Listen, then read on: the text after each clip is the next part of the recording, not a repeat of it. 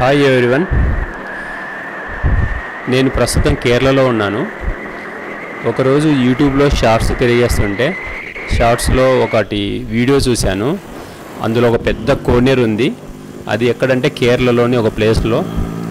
So ఇమ్మీడియట్గా నాకు ఆ కోనేరు దగ్గరికి వెళ్ళి స్నానం చేయాలనిపించింది. కాకపోతే నేనుండే ప్లేసు త్రిశూర్ నుంచి ఆ కోనేరు ఉండే ప్లేస్కి వెళ్ళడానికి దాదాపు 5 గంటల సేపు ట్రైన్లో జర్నీ చేయాల్సి ఉంది.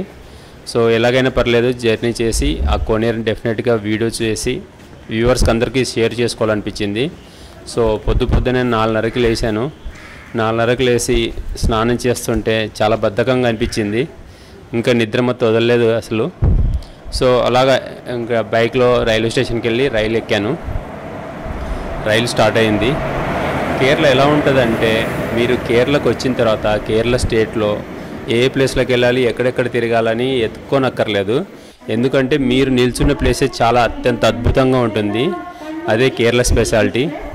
అందుకే గాడ్స్ ఓన్ కంట్రీ అని పేరు వచ్చింది దీనికి, ఊరికే రాలేదు. సో చూస్తున్నారు కదా, ట్రైన్లో జర్నీ చేస్తుంటే లొకేషన్స్ ఎంత బాగున్నాయో. మీరు స్కిప్ చేయకుండా చూడండి. వీడియోలో చాలా ఇంపార్టెంట్ ఉన్నట్టు మాత్రమే నేను ఈ వీడియోలో షేర్ చేసుకోబోతున్నాను.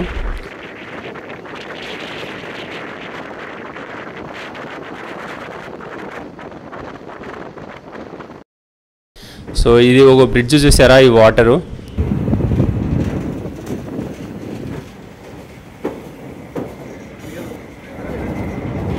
ఇక్కడ కింద ప్రవహిస్తున్న నది పేరు భరత్పుడ అన్నమాట. భరత్పుడ రివరు. దీనికి స్పెషాలిటీ ఏంటంటే సమ్మర్లో నీళ్ళు చాలా బాగుంటాయి. ఇప్పుడు ఏదో వైట్ కలర్లో కనపడుతున్నాయని, అక్టోబర్ నుంచి నీళ్ళు చాలా బ్లూ కలర్లో ఉంటాయి. దీని స్పెషాలిటీ ఏంటంటే సమ్మర్ రాగానే ఇక్కడ చాలా వరకు ఏనుగులను తీసుకొచ్చి స్నానాలు చేయిస్తారనమాట.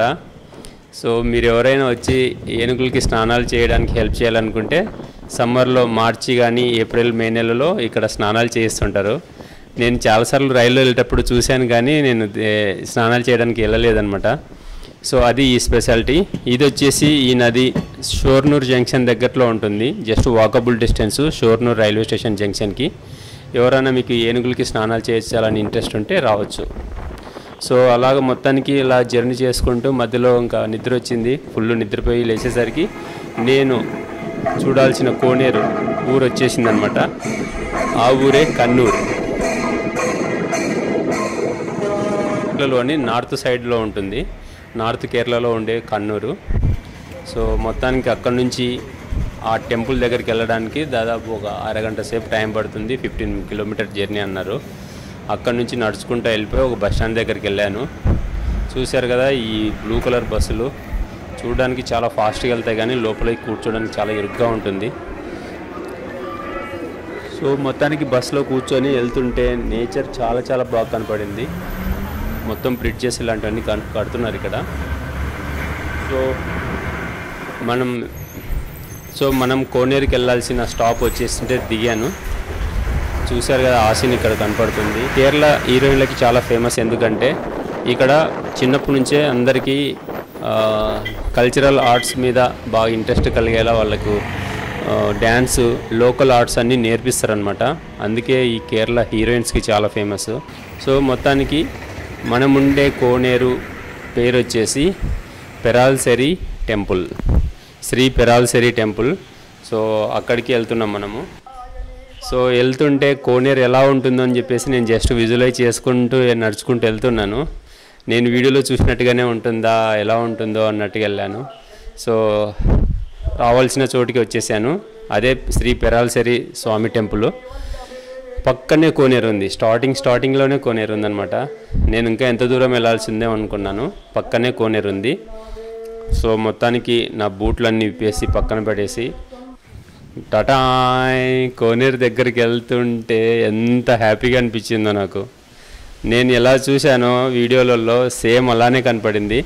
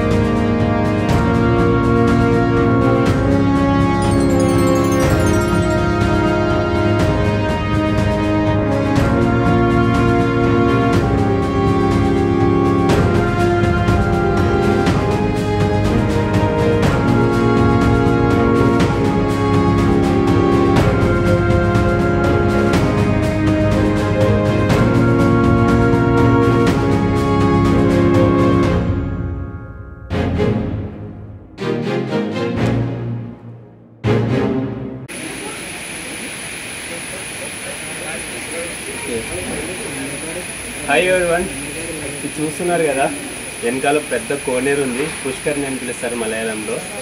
ఇది పెరాల్సెరి టెంపుల్ అని పిలుస్తారు మామూలుగా. ఇక్కడ ఉండేది సుబ్రహ్మణ్య స్వామి, కార్తికేయ స్వామి అని కూడా పిలుస్తారు కొన్ని చోట్ల.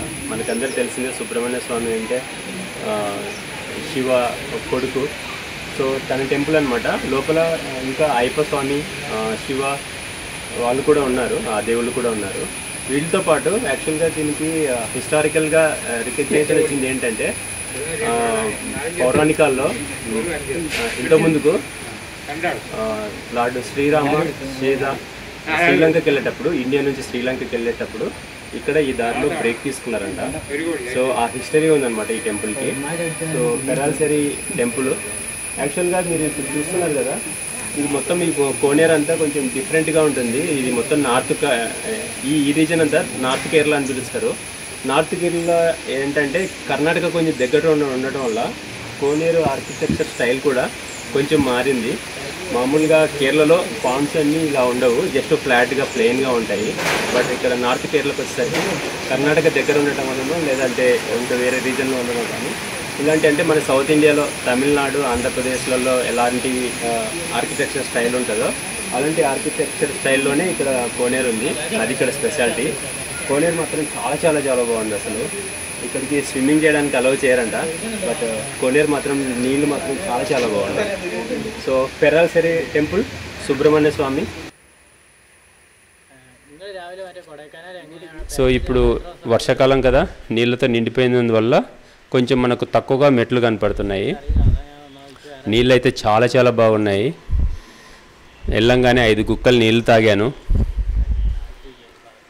దాహం మొత్తం తీరింది. ఇక్కడ చాలా పెద్ద చేపలు ఉన్నాయి, చిన్న చేపలు ఉన్నాయి. బట్ పెద్ద చేపలు చిన్న చేపల పక్కనే స్విమ్మింగ్ చేస్తుంటే కూడా ఏమనట్లేదు. యాక్చువల్గా ఇంతకుముందుకి ఇక్కడ స్విమ్మింగ్ చేసేవాళ్ళంట అందరూ. ఈ కోనేరులో స్నానం చేస్తే దైవ దర్శనాని కోసం వెళ్ళేవాళ్ళంట.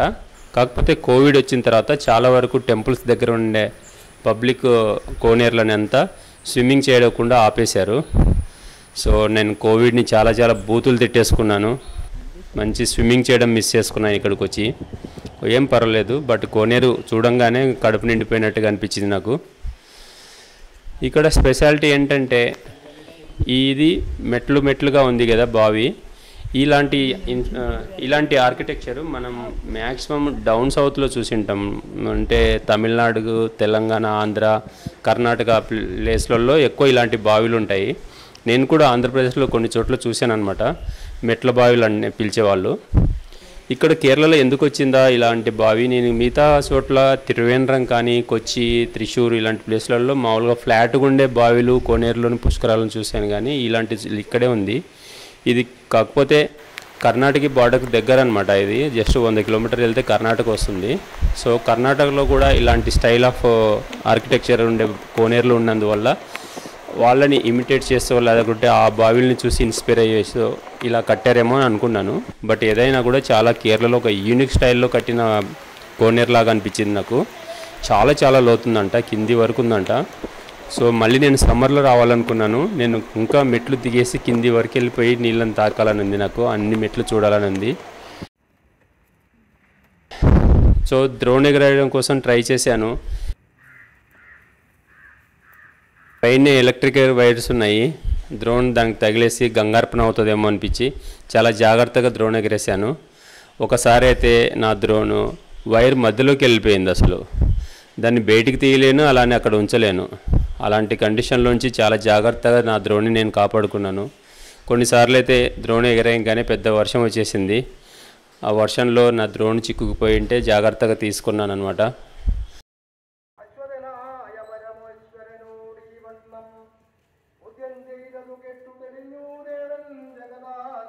టెంపుల్కి వెళ్ళేటప్పుడు చిన్న స్టోరీ జరిగింది. అదేంటంటే, టెంపుల్ లోపలికి వెళ్ళంగానే